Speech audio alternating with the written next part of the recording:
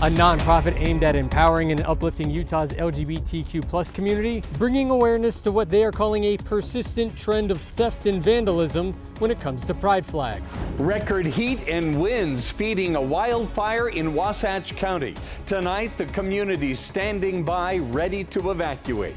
Some gusty winds today that brought in some cooler air for the weekend. We'll take a look at your forecast coming up. After making plans to charge for parking here on 25th Street in Ogden, the city is now putting some of those plans on pause. Snow, forest fires, the Great Salt Lake, drought. This is not hard for Utahns to see. Utah Congressman John Curtis hosts what he calls a conservative climate summit, and he wants both sides of the aisle to listen.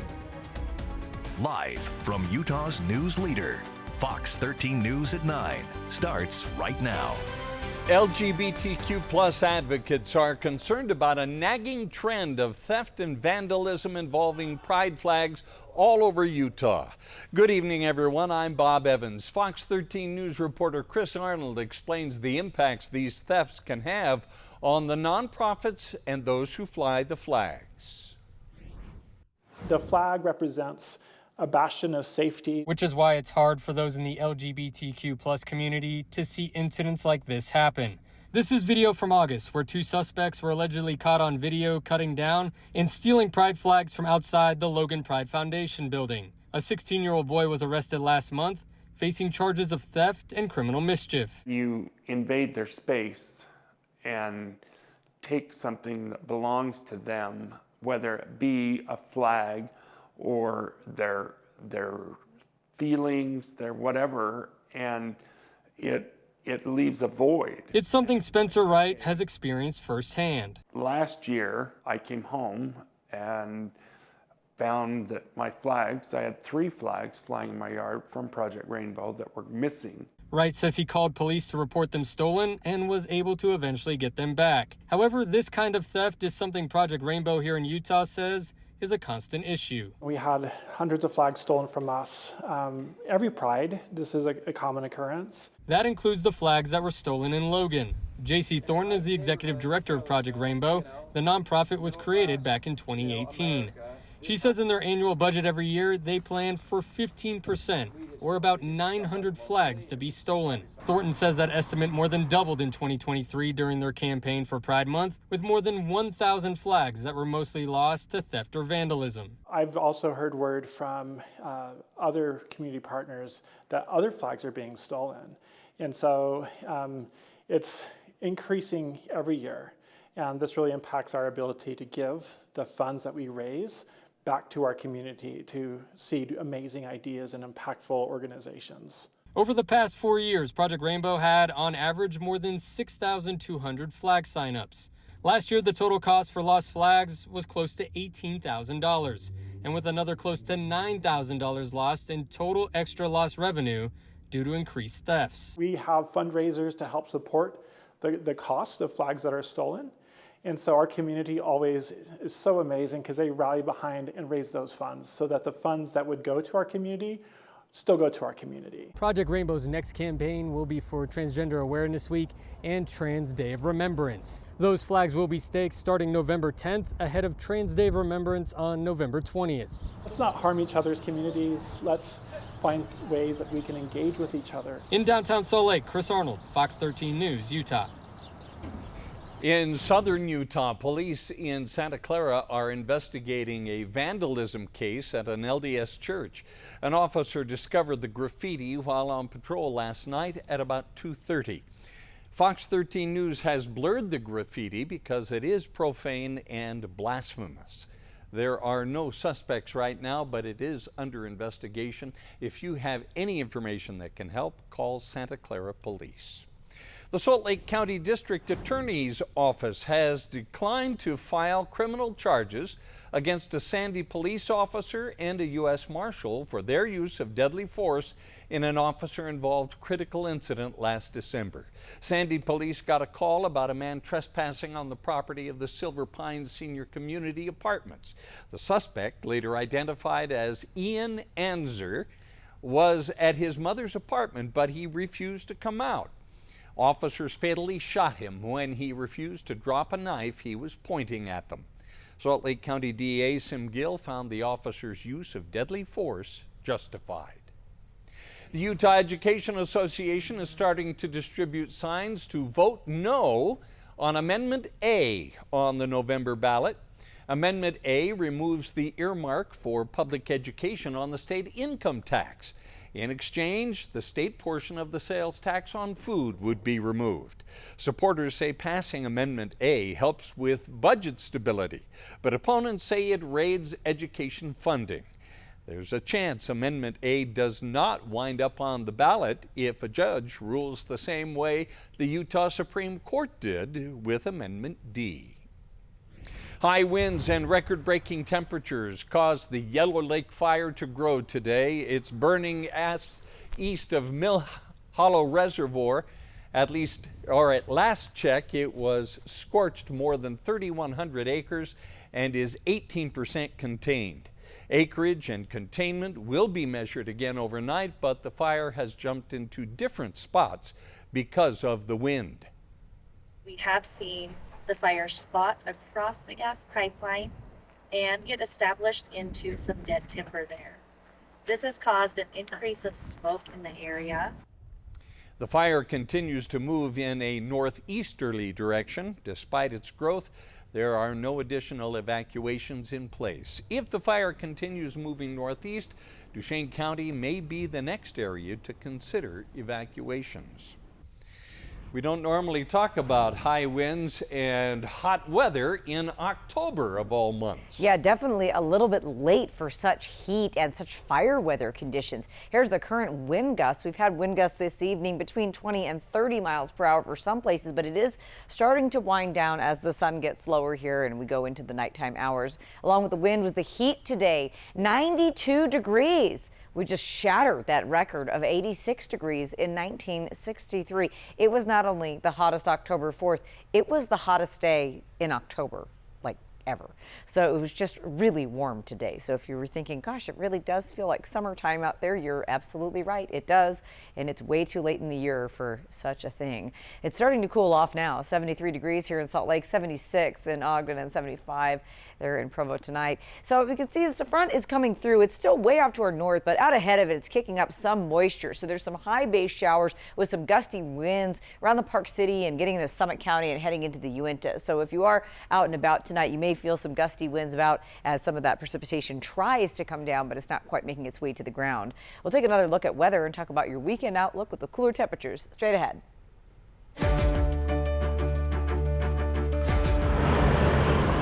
I don't think there is adequate parking to support business and residents. Parking is an issue causing controversy in Ogden, especially on 25th Street. The heart of this city. So this is not something I'm willing to risk. I'm going to take the time to get it right.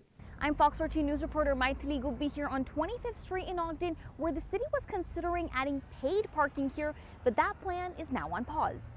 Right on historic 25th Street in Ogden is Alaskan Gold Connection. A single natural nugget with accent stones on the side.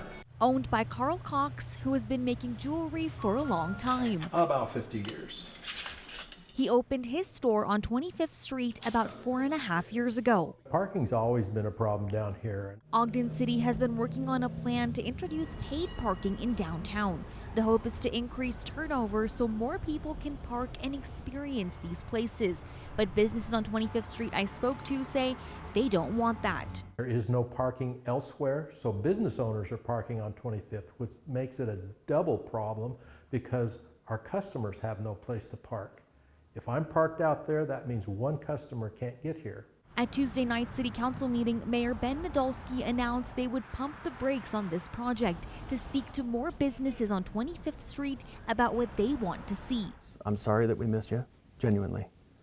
I'm also thankful that you're here, and I'm asking for an opportunity to hit pause for now, so that we can have the kind of conversations that they're asking for. It makes me feel pretty good. I feel like that's definitely a step in the right direction. Now, this doesn't mean that paid parking won't be implemented. It just means they won't introduce anything new before having more conversations. Blake Lundell co-owns Lavender Vinyl, a record store on 25th Street, and he says he's worried about losing customers. I do think that might deter people, and I've just seen people come in and ask about it, and yeah, same thing. Like I don't know if I'm gonna come down here anymore if I have to pay for parking. So it's kind of definitely a scary thing to even think about. Honestly, it's kind of a bummer. Hoping that whatever happens next helps everyone. Kind of a balancing act that you have. In Ogden, I am Maitli Gubi, Fox 13 News, Utah.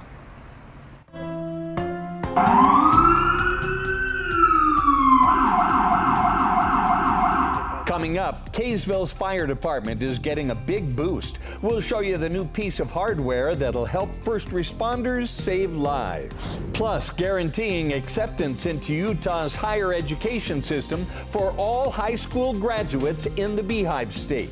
See how Admit Utah works. We, the people, will run a referendum. We will get enough petition signatures to get the matter on the ballot. Then we will overturn your ordinance. And after promising to fight the sales tax hike for the Smith Entertainment Group's new Downtown District project, former Salt Lake City Mayor Rocky Anderson makes an about-face. And the Utah Hockey Club has their team captain.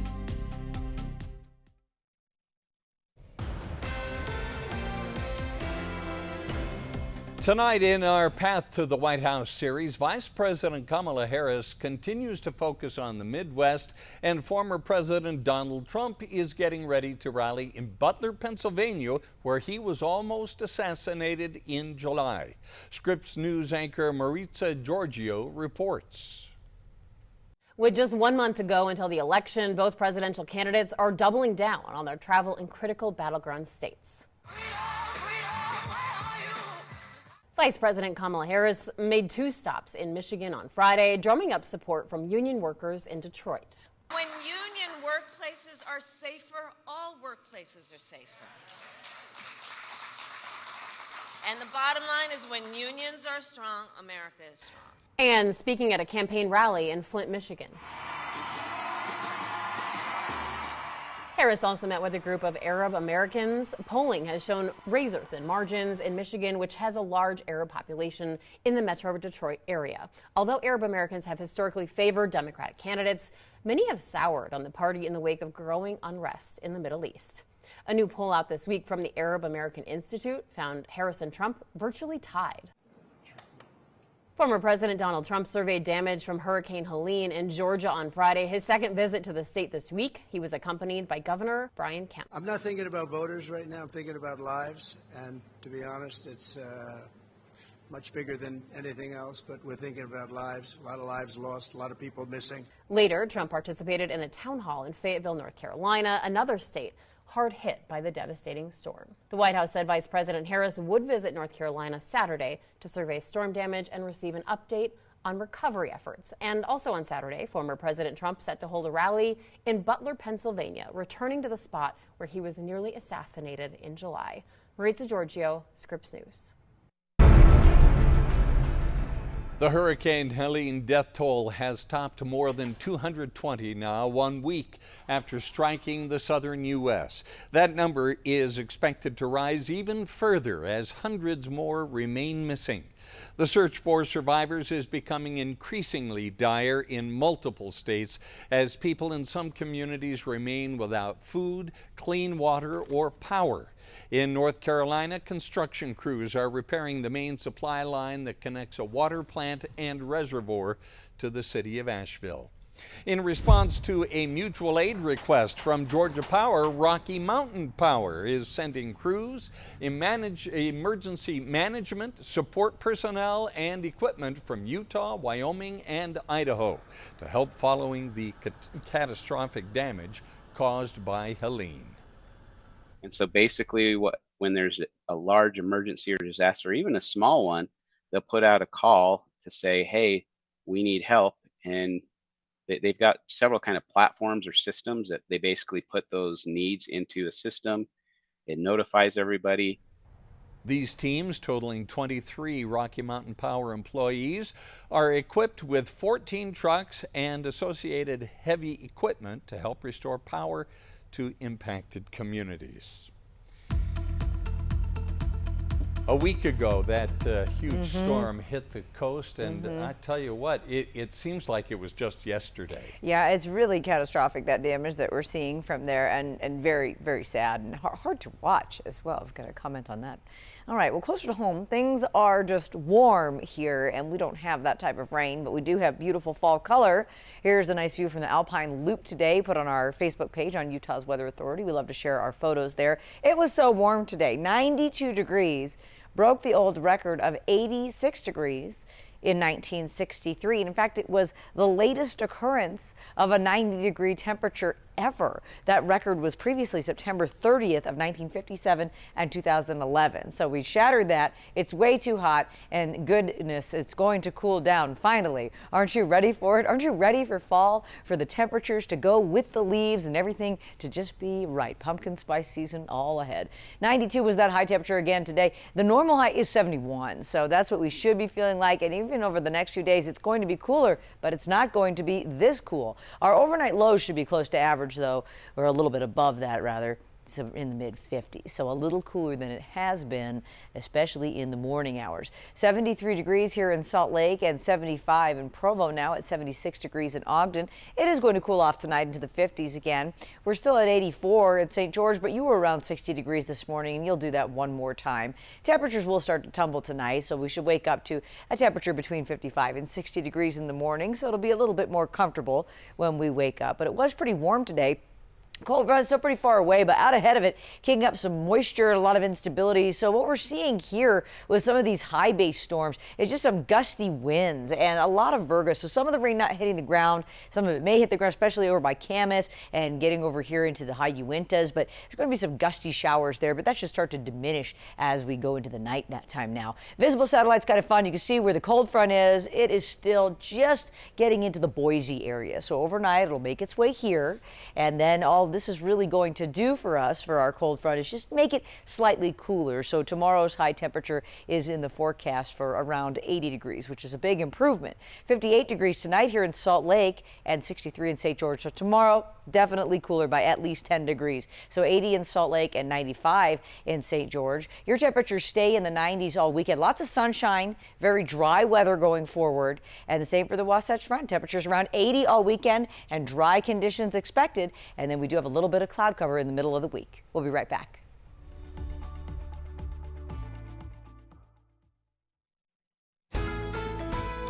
Welcome back to Fox 13 News at 9 on Utah 16. Like many Utah cities, Kaysville is experiencing population growth, and there is an increasing need for first responders and emergency services. The fire department has more than 2,000 calls for service each year, many of those needing paramedics.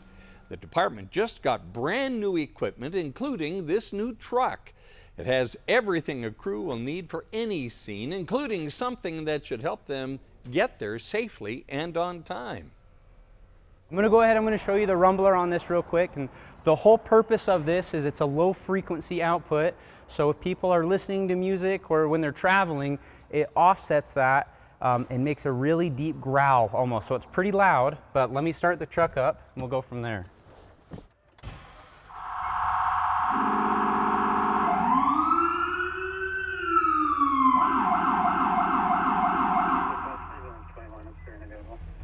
So it kind of helps us just respond a little safer, and so we can get there faster, because time is everything when we're responding to any type of emergency. We're not trying to ruin your day, but we have an emergency we're trying to respond to. If you guys could just stop for a moment so we can clear, and then you can go back to your normal dives, then that helps us out quite a bit.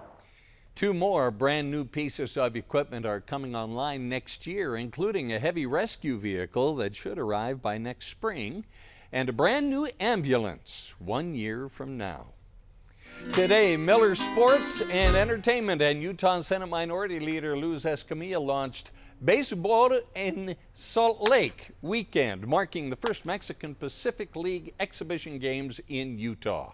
In celebration of Hispanic Heritage Month, the Venados de Mazatlan and Charros de Jalisco will face off in 2 thrilling exhibition games.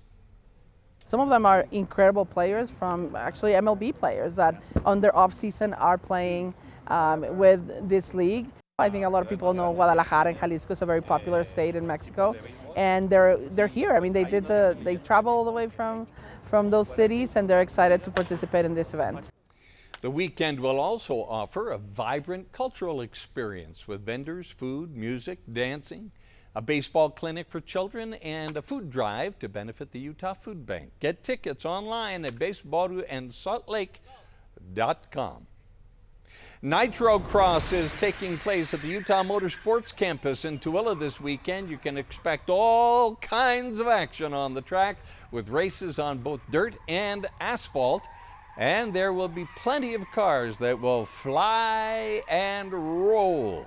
Organizers say, expect mayhem. We got like one of the best activations there is. I mean, we got great racing. I mean, there's go-karts over there. We'll have Nitro Circus here, as well as I'm gonna ride freestyle motocross, so I get to do triple duty, spot, drive, and ride. Tickets are still available online. You can get them at nitrocrossracing.com. There's a bunch of fun activities this weekend that includes a Halloween Carnival, Harvest Fest, Crafttoberfest, and more. Just scan the QR code on your screen to go to our weekend events page at fox13now.com. Calling the community to help save a piece of Salt Lake City history, restoring the old Fifth Ward building brick by brick. Regulators say they've been trying for years to get cities across the Wasatch Front to fix more than 100 railroad crossings. What city managers say they've been trying to do to fix those issues is coming up. Congressman John Curtis is hosting a conservative climate summit. So what's that all about? I'll explain coming up next. Hey, later in sports, who's ready for some Jazz? Their preseason underway tonight.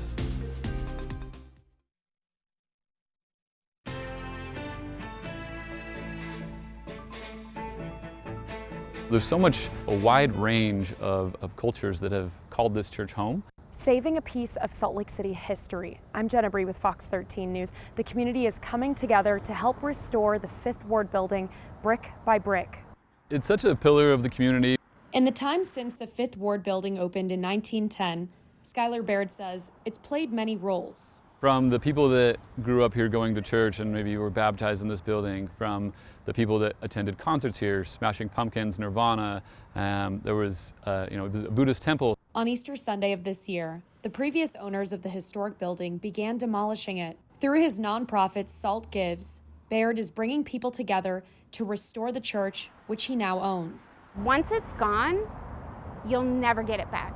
Brandy Strand with Preservation Utah says they will need to save as many bricks as they can. When this building was built, we were using completely different materials than we are today. So the bricks that the community gets to come and help sort and help put into the right piles so that we can reuse them, we can't find that anywhere else. On Saturday, October 12th, Salt Gives is calling for volunteers to come out and help clean up and sort through all the bricks. Lots of different opportunities, from putting piles of wood into the dumpsters to sweeping up to stacking bricks, and just trying to get the community involved, because really this building is going to be a community space. The goal, to raise more than $500,000 to turn the space into housing and a space for weddings and events. Baird says he has spent his career dedicating his real estate portfolio to helping people. It doesn't always mean giving them a free place to stay, but maybe it's they work for a place to stay, or maybe it's not requiring a deposit, or maybe it's allowing them to pay weekly instead of monthly, and just working with people on their terms. And I know that I want to continue to grow affordable housing. In Salt Lake City, Jenna Bree, Fox 13 News, Utah. New tonight, former Salt Lake City Mayor Rocky Anderson has announced he will no longer force a referendum challenging the sales tax hike the city council approved this week to help fund the downtown sports and entertainment district. Anderson vowed to run a referendum against the 0.5% tax increase Tuesday night, putting the power back in people's hands to vote on it. But in a statement posted on X today, he said that pursuing a referendum would, quote, distract time, effort, energy, and resources from the important work of addressing essential issues facing our city, adding that it would undermine the opportunities for working together with SEG on matters of mutual passion and concern. SEG executive Mike Mon released his own statement expressing gratitude, saying he has talked with Anderson and his colleagues, adding, quote, "We have heard you and will continue to listen and engage throughout the project." As we have reported, Salt Lake City has committed $900 million to the project. $525 million will go toward renovating the Delta Center. For its part, SEG has committed to spending at least $3 billion of its own money on the district. In Layton, a driver was cited after crashing into an auto parts store this morning. It happened just after 10 a.m.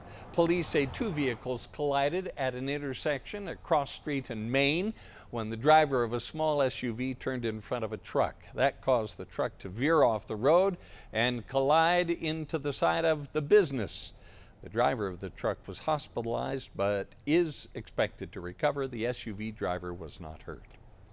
The Utah System of Higher Education has launched a program that will guarantee students admission to at least one of Utah's public universities, colleges, or technical colleges. It's called the Admit Utah Initiative. People can go online to admitutah.org, take a quiz, and find out which of Utah's 16 public colleges and universities would accept them. Once students finish the quiz, they still have to apply to those schools on their respective websites. One thing that's worth pointing out, though, it doesn't matter what a student's GPA is. All students need is a high school diploma or GED. Of course, private schools like BYU, Ensign College, and Westminster University have their own admissions rules, so they are not included among the 16 schools on admitutah.org. Coming up, the St. George Marathon is tomorrow, and there will be road closures. We'll break down where they are. And have you had enough of the heat just yet? Today was a record high at 92 degrees, shattering the old record of 86, and it was actually the hottest day this late in the season ever. We'll take a look at your weekend forecast, which is much cooler after this. If you live anywhere near a rail line along the Wasatch Front, you've likely heard a lot more train horns the past few days. I'm Maya Constantino in Salt Lake City. This is one of 127 rail crossings between Ogden and Provo that's been identified as somehow deficient by the Federal Railroad Administration. Today we learned the FRA has been trying to get cities to fix these issues for years. Earlier this week, Fox 13 learned the so-called quiet zone for railroad crossings from Ogden to Provo was being suspended because of deficiencies found in the crossings. Now, trains passing through at all hours must use their horns when passing through the crossings. Today, we learned the Federal Railroad Administration first notified the cities of the deficiencies 3 years ago. The FRA said the deficiencies were medians that were too short, warning signs that were faded, signs that weren't the right size, paint that needed to be freshed, and some crossings that weren't inventoried. A representative from the FRA said they had discussions with city officials about putting the crossings back into compliance from September 2021 until they were inspected again in April 2024. By September, they said the deficiencies still hadn't been addressed. We want to obviously get it into compliance as quickly as possible. Bryce Hatterley is the city administrator for Woods Cross.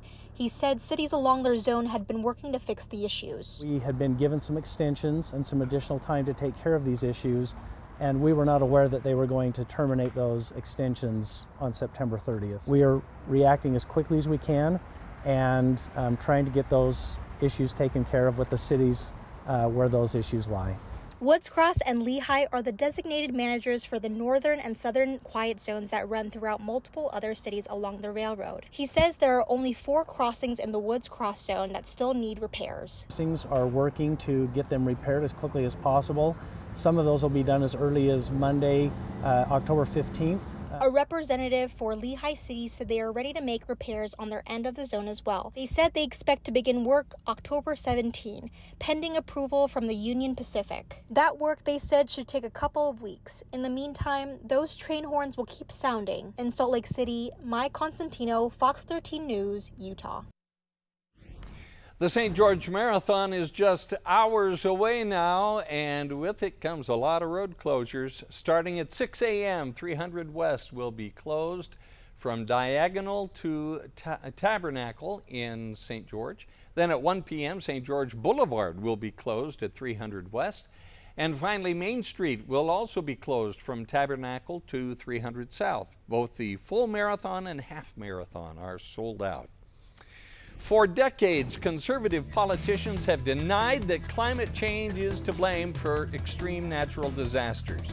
How Utah Congressman John Curtis is hoping to change that narrative. And later in sports, the hockey club has their captain all in place, and the Jazz's exhibition season now underway to go along with some good high school football as well on a Friday night. Back in a bit.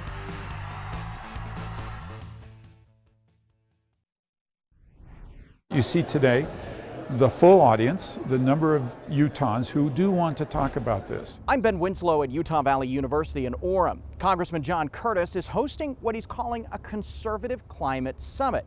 He says he's trying to bring together all sides, but particularly conservatives, to tackle problems associated with climate change. Snow, forest fires, the Great Salt Lake, drought. This is not hard for Utahns to see. On an October day when the forecasted high was nearly 90 degrees, Congressman John Curtis was talking to a room full of conservatives about climate change. The way we talk about it is divisive. It pushes people away. And I think I've learned to talk about it in a way that brings people together. Curtis is one of the leaders of the Congressional Conservative Climate Caucus. He acknowledges climate change, and polling shows a majority of Americans do too. But he says it's how we talk about it. Do you want to leave the earth better than you found it? And is less pollution better than more pollution? Great. Now what do we do about it? And as I pointed out, there are vast areas of agreement. Curtis, who's now running for Utah's open U.S. Senate seat, supports a diverse energy portfolio. He's also proposed legislation pushing back on federal public lands policies. I support affordable, reliable, clean. And I believe every energy source has an Achilles heel in that. And that as they work on those Achilles heels, the market itself is going to drive what we'll be using. We all care, and conservatives care about, Utah, our vistas, our lands, our children. It's just about having a conversation and getting everyone to the table to solve a really hard problem. Some environmental groups are willing to find common ground. The Conservative Climate Summit, I fear, is another fossil fuel industry-backed delay and distortion tactic that's designed to take attention away from the urgency of the issue. Curtis's Democratic opponent in the Senate race, Caroline Gleich, is a longtime climate activist. She's critical of the summit. It is unfathomable to me that in 2024, we are still getting 70% of our electricity from coal-fired power plants.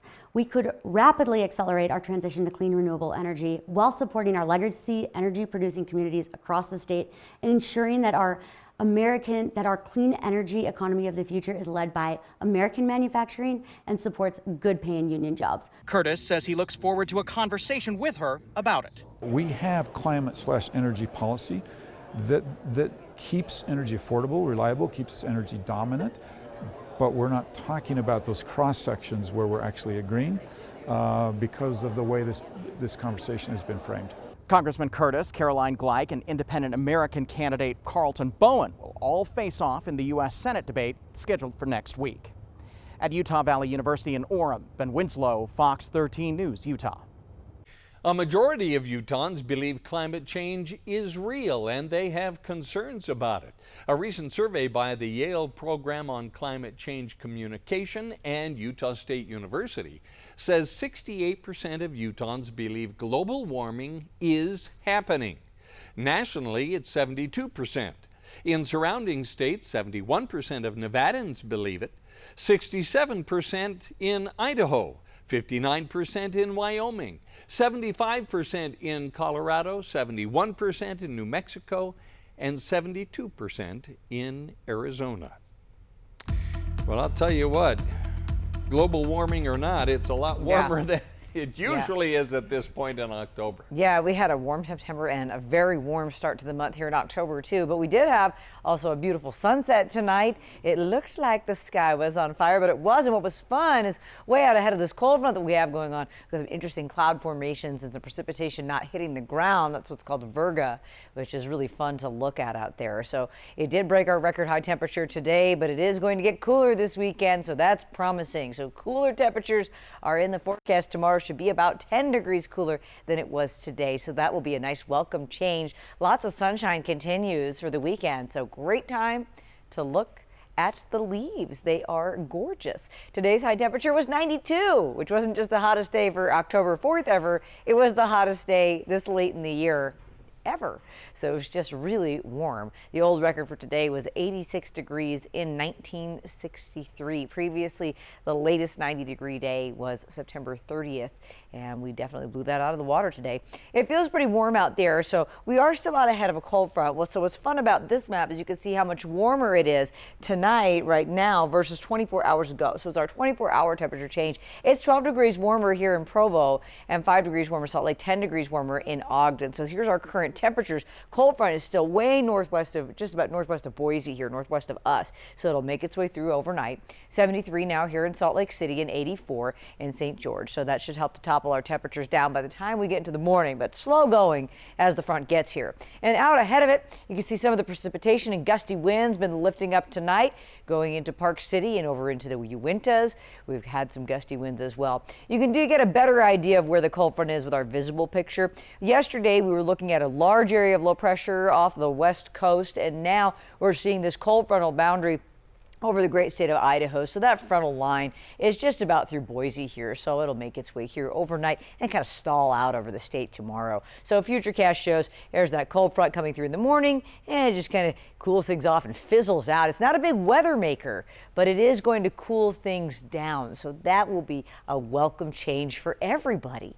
58 degrees overnight, 63 in St. George tonight. So skies will begin to clear as we get into the sunrise hour, and then tomorrow a nice day up to about 80 here in Salt Lake City and 95 in St. George. Really warm day for the marathon in St. George tomorrow. 80 in Price. Should be a terrific day in southern Utah. Our national parks, everything across the state, the leaves, the parks, it'll be a beautiful weekend.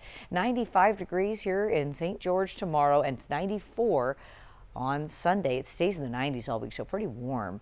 In northern Utah, around 80 is a good number for the weekend forecast. That we stay that way for a while. Pretty dry forecast going forward, a few clouds in the middle of next week, but overall, around 80 degrees all weekend, and temperatures in the morning will be in the 50s. The Utah Jazz made their preseason debut tonight at the Delta Center against an international opponent, the New Zealand Breakers of the Australian National Basketball League. Will we see much improvement from Will Hardy and company in year number 3 of that rebuild? Good to see Lauri Markkanen back dominating after the injury of last season, but the Breakers had Utah tied at 47 with 5 minutes left till the break before the Jazz trumpeted off a 16-0 run to end the half. First-round pick Cody Williams dunks home the Jordan Clarkson feed, which is followed by Walker Kessler finding Lowry spotted up. A baker's dozen for him over 15 minutes. Keontae George and Kessler going pick and roll, with Colin Sexton ending the run with a transition deuce. Hardy letting his backups keep the momentum going in the third. Johnny Juzang leading all scorers with 19 tonight in a 116-87 win.